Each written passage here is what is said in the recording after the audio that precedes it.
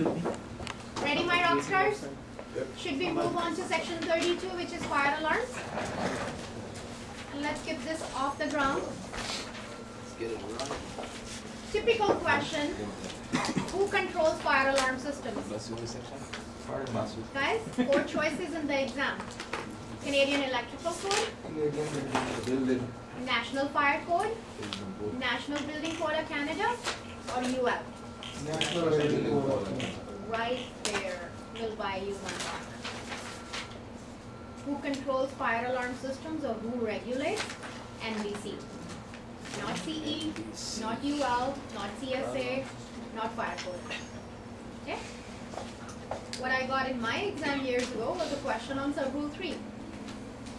Stranded conductors with more than dash strands must be terminated using a compression connector.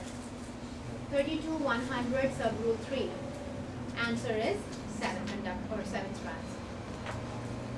What's the minimum conductor size I can use for fire alarm systems? Answer is when you have 4 or more wires, number 22. So highlight A, B, C, and D of sub-rule 4. We're gonna keep going. Under wiring methods, not really important, we're gonna keep going. Another exam question, who controls fire pumps?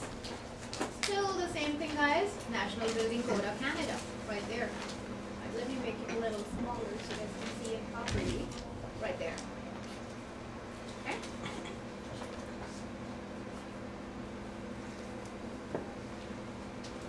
We are actually done. One more question. Out of the following 4 devices, where I should not be putting ground fault protection? He give you 4 devices and one of them will be a fire pump. The answer is fire pump. Okay? 32 section done. 34 we're gonna bypass. Hasn't shown up in the exam since I have been teaching this class. Section 36, if you're writing class A exam. Can I ask you how you know it hasn't shown up? Huh? Since you've been teaching, you see the exam? The pattern. Huh? Since I wrote my exam, Yeah. and for the last 10 years I've been teaching SSRB class, the Right. pattern of the questions.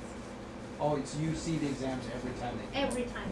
I don't see the exam, but my guys will call me after the exam and they say, yeah, whatever you taught was there, plus these 2 questions. Oh, okay. So I keep updating my material as we go along. Guys, in high voltage, I'll be very surprised if you get a question if you're writing class B exam. But we're gonna still quickly highlight, because if one of you or 2 of you are writing class A, you should be aware of high voltage questions too, which is in section 36. Okay? Are you videotaping me or recording me? Amit? Are you recording me? Oh, okay. Please don't record me, okay? That would be not nice. 36006, guys, okay? 36006 talks about, that's fine. When you are putting a high voltage sign in a substation, okay?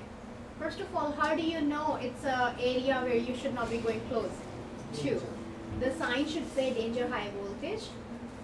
Close to, it says a permanent legible, means a legal warning notice should be there. Close to or at the substation.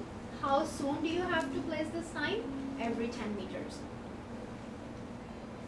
Okay? 36006. Nothing else on this one, guys. We're gonna go to wiring methods. Sorry, not wiring method, we're gonna go to radius of bend. I am installing a high voltage cable. The thickness of the cable is 2 inches. What's my bending radius? Put one hand here, guys. We're gonna go to table 15.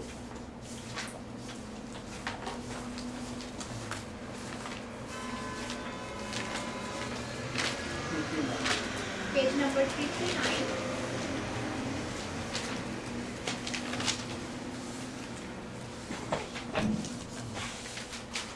Now, I'm going to repeat the question I asked you guys. I am installing a high voltage portable power cable. The voltage of the cable is 1 kilovolt.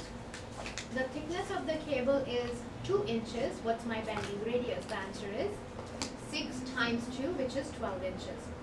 These numbers that you see are not the answers, they are the multipliers. They get multiplied with the dia to find your bending radius. Clear? Let's go back to where we came from. What page are we going back to? 189, guys.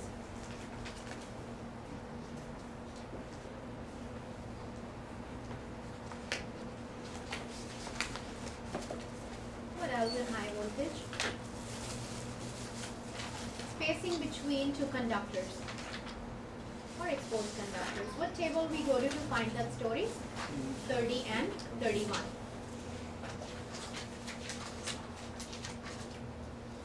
Thirty-six 108, page number 351. Put a 1 hand here. 353. Let's go there, guys.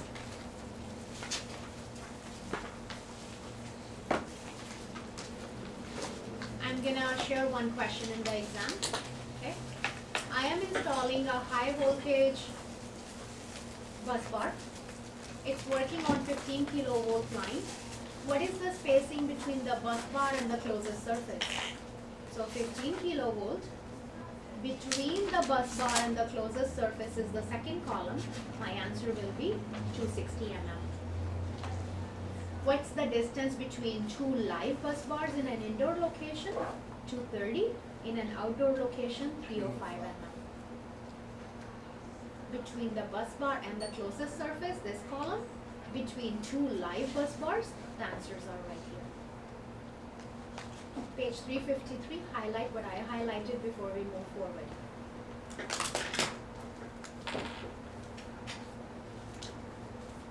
Next table we're going to check out is 31.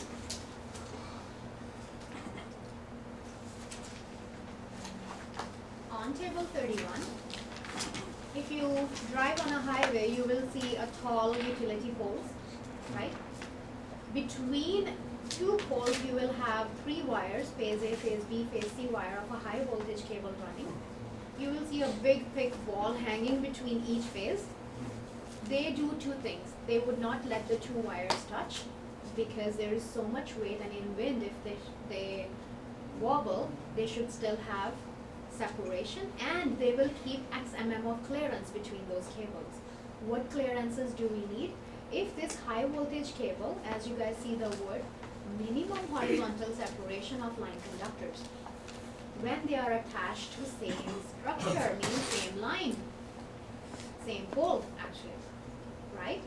15 kilovolt line, phase A, phase B, phase C must be separated by 400 mm. Very important question if you're writing Class A exam. Did we go back? Okay. Let's go back to page number 190.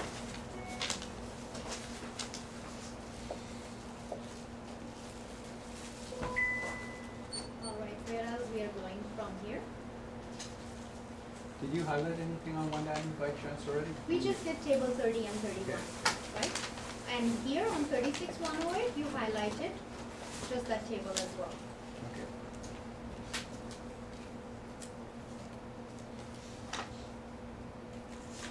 Okay, then what we are gonna do next is nothing else on grounding and bonding for high voltage that does show up. We are gonna go all the way to grounding control mat size. So your ground mat, which is mentioned here, the dimensions of the ground mat are 1.2 meters by 1.8 meters. So go ahead and highlight rule number right here. 36310, 1.2 times 1.8 meters.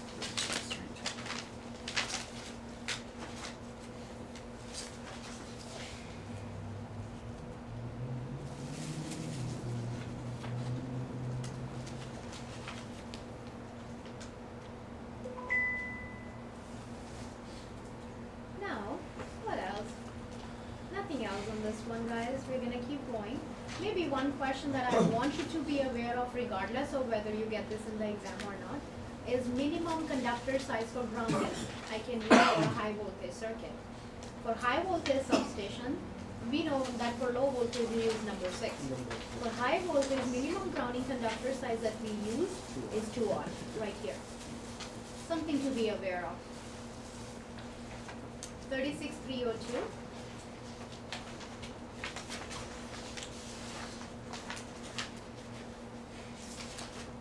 Okay, what else? You know how in low voltage we thought about, if you look at 10-702, it clearly said for low voltage I need 2 rods placed 3 meters apart. In high voltage, how many rods do you need? 4 rods. Something to be aware of right there.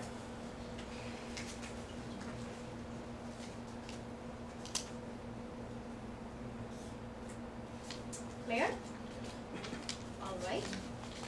Nothing else on high voltage, guys, that I need you to do. But before we move forward to next sections, we're going to practice these sections. So open up your course material that I gave you last week.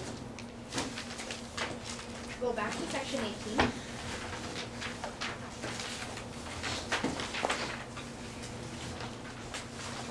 So it seems like most of you did not do the homework. We're going to do them now. At least we can take some questions from the classwork assignments. And whoever did homework assignment, that's excellent. Okay? Ready, guys? Yes. In your binder, page 55.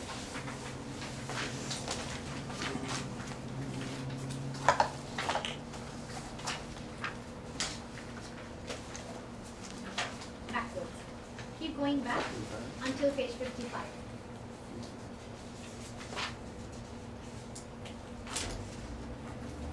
Lots back.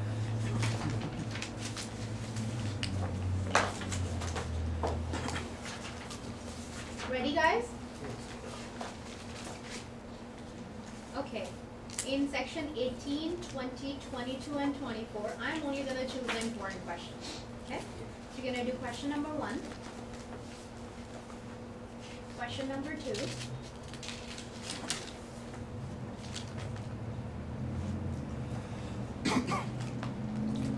Question number 5. Question number 9. Done. Now, next section after this is we are going to bypass the homework assignment because I think some from you guys would have done this. So this one is classwork. Only classwork. We're going to do only classwork. Then we're going to go to section 30 because we already did 26 and 28. Do you see this is from 30 to 36 that we just highlighted? Ready, guys? On the classwork assignment, which I'm on page number 70 of your material, you're going to do question number 1. After 1, you're going to do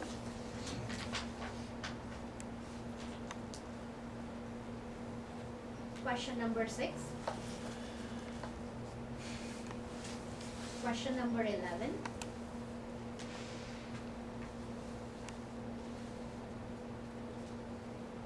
Question number 15.